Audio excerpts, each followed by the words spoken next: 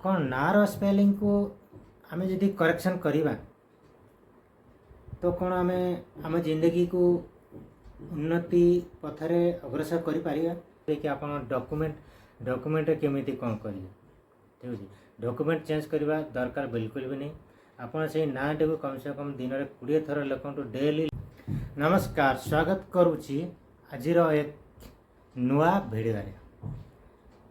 मेरे दोस्त आपण को जाना कि मुझे एक न्यूमरोलॉजी स्पेशलिस्ट माने कौन करती कि आपण का जीवन को सफलता प्राप्त करने जहाँ जहाँ दरकार जहाँ जहाँ उपाय दरकार ताहा सब आम प्रदान कर बेसी किसी नहीं आपण ना आउ आपण डीओबी रे ही सब किसी अच्छी आम ज्योतिष बाबा गुरु किंबा अन्य पंडित जेमिति ठकती सेमिति आम ठकी न था और आमर जो उपाय गुड़ा बेसी बड़ बड़ हो नहीं था कि सेमिति किसी उपाय हो नहीं था तो आपण जानतु आज नार परिवर्तन करी आपण केमिति आपण जीवन को सफल करि पारिबे देखो आपण गाँव रे किंबा आपणकर सहर रे किंबा आपण अड़ोसी पड़ोसी रे जो लोक मैंने चाकरी करछंती किंबा जो लोक मैंने भल बिजनेस करछंती तांकर ना को उठे कि आपण देखंतु तांकर ना केमिति अछि मु आगे को बताइबी कि नार स्पेलिंग को केमिति करेक्शन करा जाए इंग्लिश जो ना आम लिखु सबू अक्षर ABCD EF GF सबू अक्षर गोटे गोटे भैल्यू अच्छी से भैल्यू को जोड़ी कि आम ना को करेक्शन करवा यदि आपको वीडियो भल लगुच तो प्लीज लाइक सब्सक्राइब और कमेंट करवा संगे संगे बेल आइकन को दबाई दबे कहीं जिते बड़े नुआ नुआ वीडियो अपलोड करी तो आप सब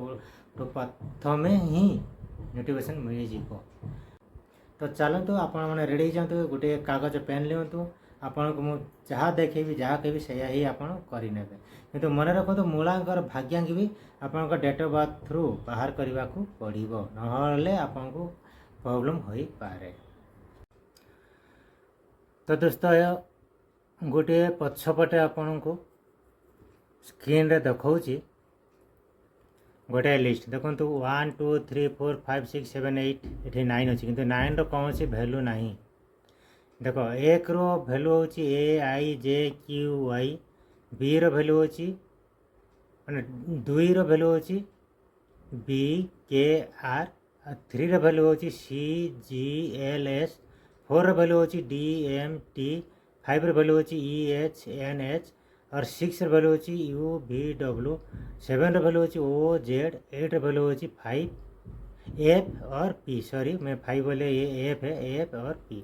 9 रो किसी वैल्यू नहीं एटा होची सेलेरियन चार्ट ये लिखी न्यूमरोलॉजी आम सेलेरियन चार्ट रे यही करेक्शन द्वारा कराए किंतु आउ गोटे चार्ट अच्छी पाथागोरियन ठीक अच्छे किंतु पाथागोरियन को आम मैंने यूज करूँ कि न्यूमरोलॉजी माने कहीं भी यहाँ यूज करती नहीं मन रखु आप यूट्यूब सर्च करेंगे पाथागोरियन भी गोटे आसीज पाथागोरियन 9 पर्यंत रोचे 9 रो भी वैल्यू किसी रोचे किंतु पाथागोरियन यूज करा जाए कहीं सिर्फ ये जो चार्ट लिखाई ये चार्ट को ही देखो न्यूमरोलॉजी सेलेरियन चार्ट बोल के लिखाई यार वैल्यू को ही आप ना यूज करेंगे किंतु आप निजे यूज करवाटा मुश्किल हे कहीं आप ड्राइवर और कंडक्टर भी बाहर करा पड़ो आप जो डेट ऑफ बर्थ अच्छे ना date of birth driver conductor बाहर करेंगे पुणी आप फ्रेंड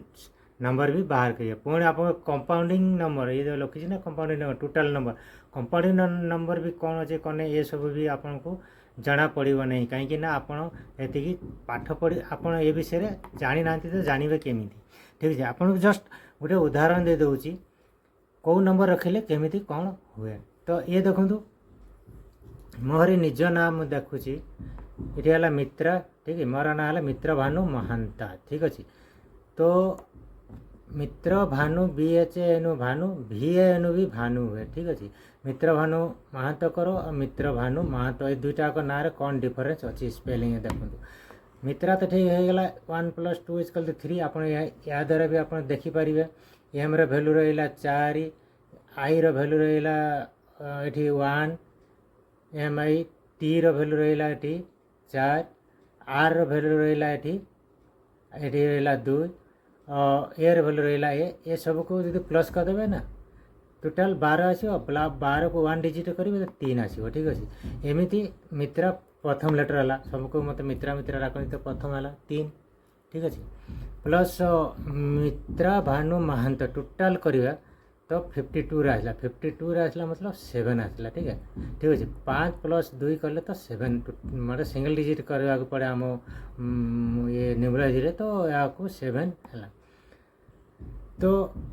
कंपाउंडिंग नंबर है 7 तो 552 रे 7 जदि आम मो ना को मो बापा माँ करी मित्रा भानु महांता तो कौन ही था मित्रा थिला से 1 + 2 रे 3 सेम आसो भानु महांत करो टोटाल अपन ये काउंटिंग करके देखीदे तो 51 रे आसूसी ठीक अच्छे तो 51 को प्लस करो तो 6 आसा कंपाउंडिंग नंबर ठीक अच्छे जदि मोर यही नाटा था ना मित्रा भानु महांत तो मुझे आज कहीं रू कहीं पहुँची मतलब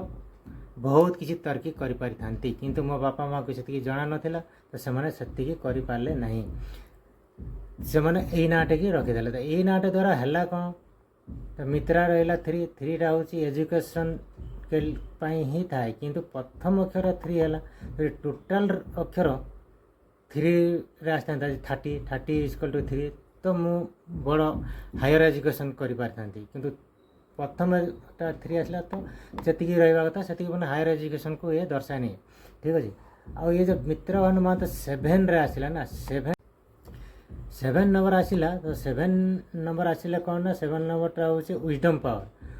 तो ये माने कौन ना बेसिक आपण को मेडिकल साइंस जाती नचेत